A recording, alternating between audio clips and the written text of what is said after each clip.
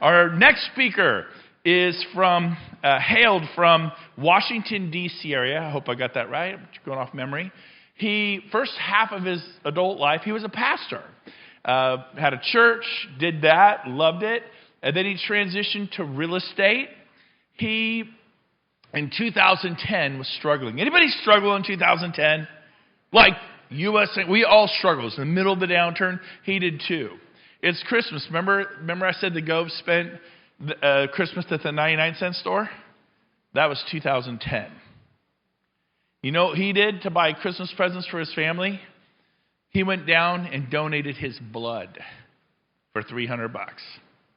He got down there like, oh, we got enough blood. They closed it right in front of him. So he ended up called a friend in the carpet business and ripped out carpet and pads that had been flooded out of homes. There had been a recent flood, and he ripped out flooring and got just enough money. So he knows what it's like to struggle. We've all been there. It was 2010. Well, he got his real estate business launched. We got through that correction, like we're going to get through this one. Today, he built a system and a process that nets him, not gross. We're talking net $1 million a year every year. It's kind of a big deal.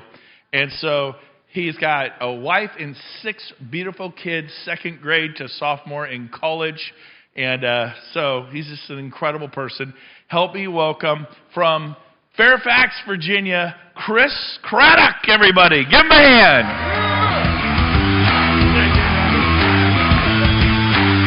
Woo! What's up, EXP? Let's go! Woo! All right, so here's the question. Who here would like to earn or build an uncommonly successful real estate business that's also massively profitable? Anybody? Oh, man, only a couple people really want to build that. Who wants to build it? Let's go! Yeah! Come on. So we have done this, and we created a system through working with quick sale clients, right? What does that mean? Well, before I get into all of this, I want to just tell a quick story. So I was, as Brent shared, I was a pastor, and when I transitioned, one of my old youth group kids referred a friend of their families to me, right? And so this friend, essentially when...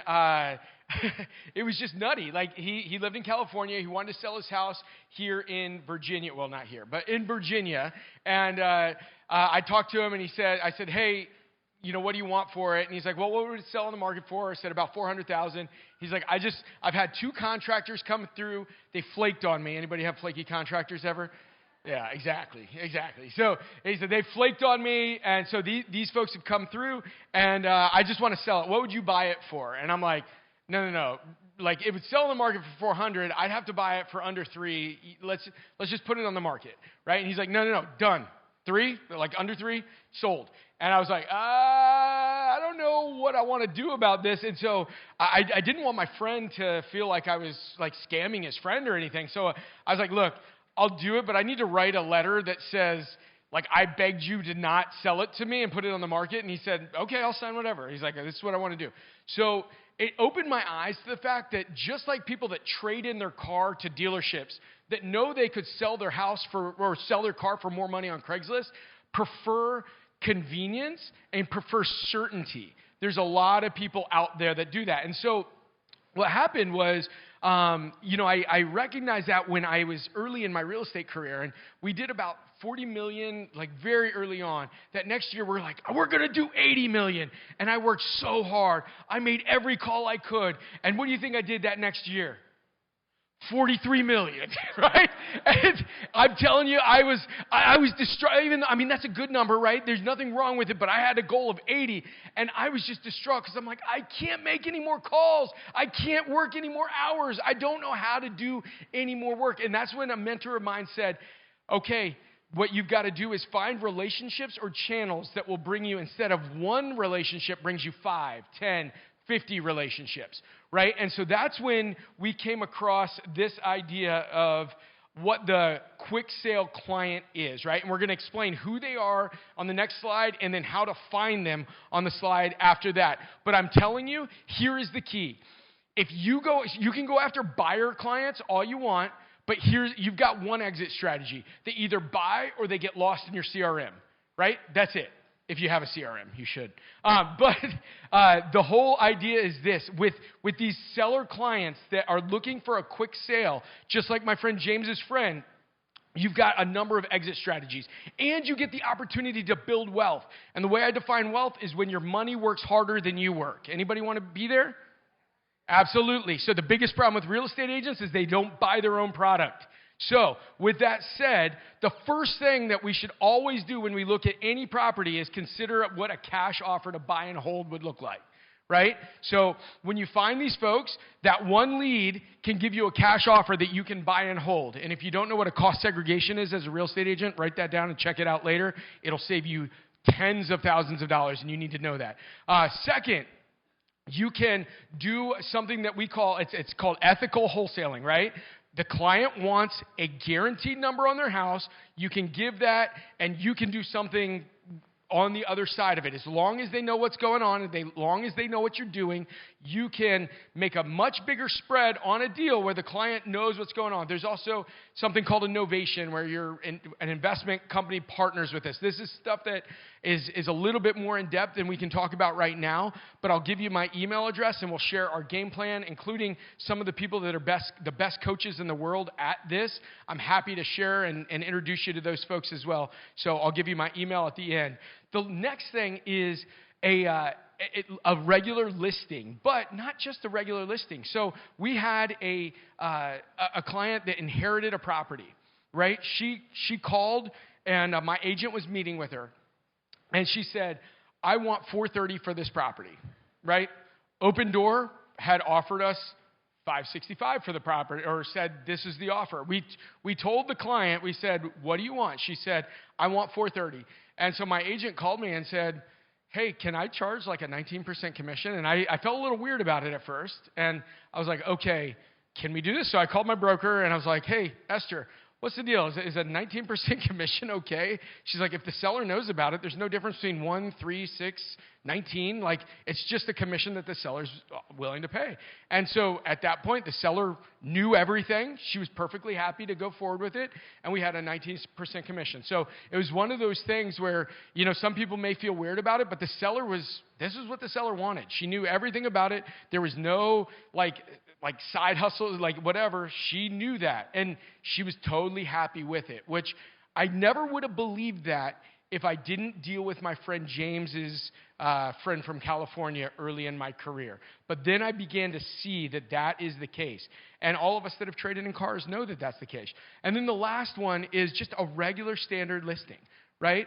But here's the crazy thing. We do so many listings where they're just so beat up and they just need a lot of work that we list them. Now, imagine this, and we've had this like probably 10 times in the last year, where the Zestimate is $400,000 or $500,000 in a property. And just so anybody that's thinking, this doesn't work in my market, I want you to know in the DC market, last year, we had within a 24-hour period a $12,000 house in Baltimore sell and a $2.4 million house in Arlington sell in 24 hours. So we've got everything, right? It works in every market. It is in every market. But what happens is you list a house at $250 that the Zestimate is $400, and it needs a lot of work. You want to know what happens to your phone and what happens to your open houses?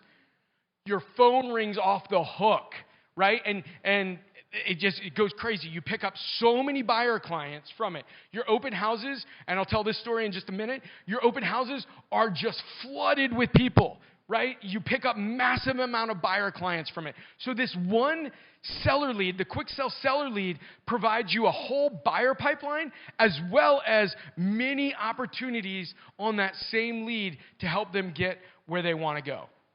So who are these quick sale clients? One, inherited properties, people that inherit properties.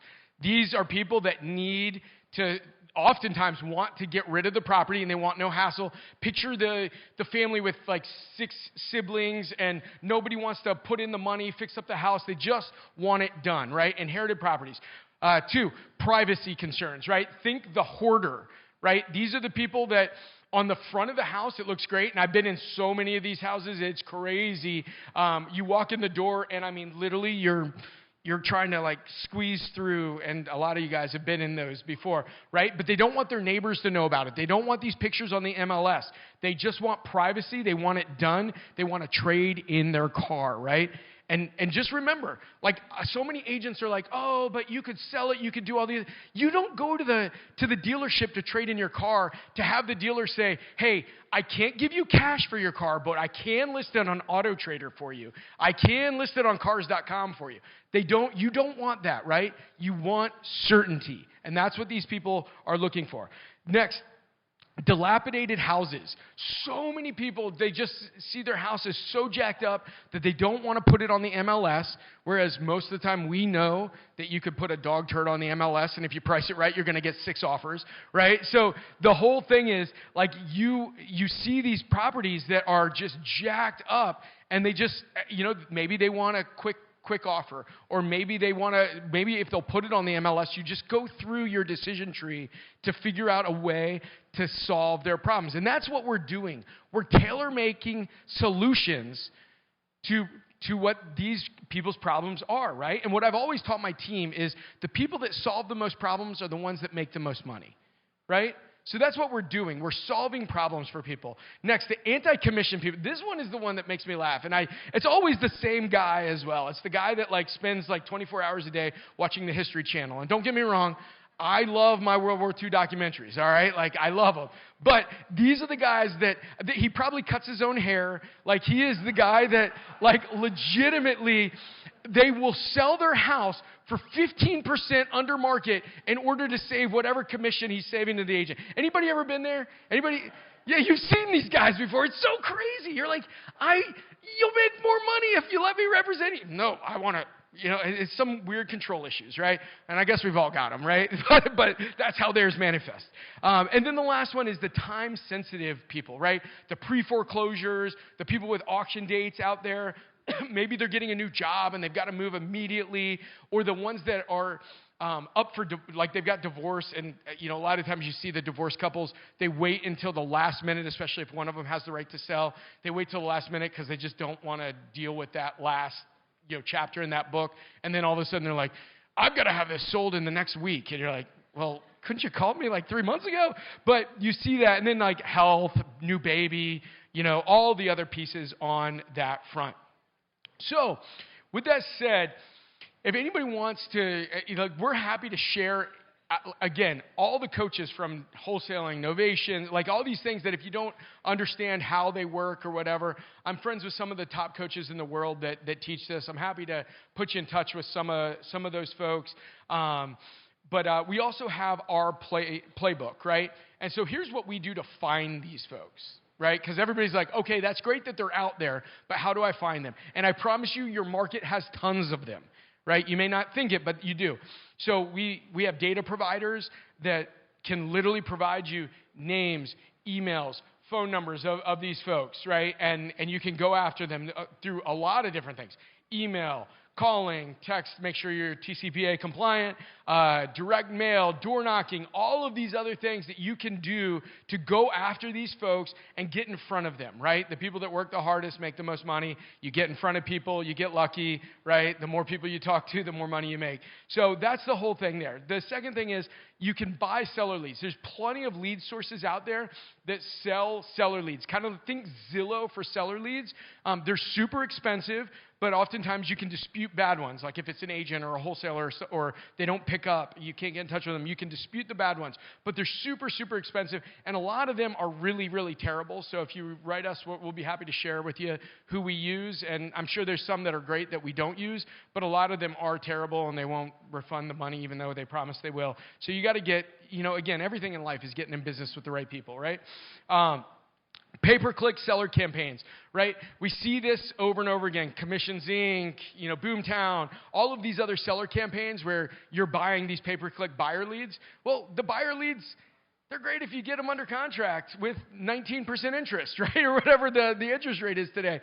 But with the sellers, they need to sell, and you're able to do that. And then the last piece there is wholesalers that are local, right? You can joint venture with a lot of wholesalers. That's one of the ways that we really grew our business was we found these wholesalers. And this is one of the crazy things. A lot of agents don't know that there is this niche. In your market, There are so many people that are paying tens of thousands of dollars to find these distressed sellers, right? Because they believe these wholesalers, like maybe just out of college or whatever, and they believe that they're going to be driving a Lambo next month if they spend 20 grand on a credit card that they don't have, and then all of a sudden they don't get any deals, and the deals sit in their CRM dying slow and painful deaths, when all of us out here are like, introduce them to me. I would help them. I would list those properties at market value, because the people don't want to sell for $250 when they go on the market at $4 or whatever. So those are the kind of people that we want to connect with, right? Because again, those that solve the most problems do what? Make the most money, and that's the wholesaler's problem, right? Agent attraction. People are not, building wealth, right? We're like all of these things that solve problems, make money. That's how you do it, right? That's how the world works. So with that said, I want to finish with this story just to give you a picture of why this works so well. There was a horse farm out in Loudoun County last month that we just sold. The Zestimate was $1.2 million, right? This house had about 14 cats inside. Yeah, I know you can smell it right now. You know what it tastes like. It's like, I feel it on my tongue. But it's got these cats, and then they had something like 10 rescue horses, right? And we've got a couple horses, so my wife's like, make sure you tell them the animals were okay. So no animals were harmed in this transaction. All right, so what happened was we put it up on the market, and just so you know, this was a new lead source, so I called and closed this over the phone, right?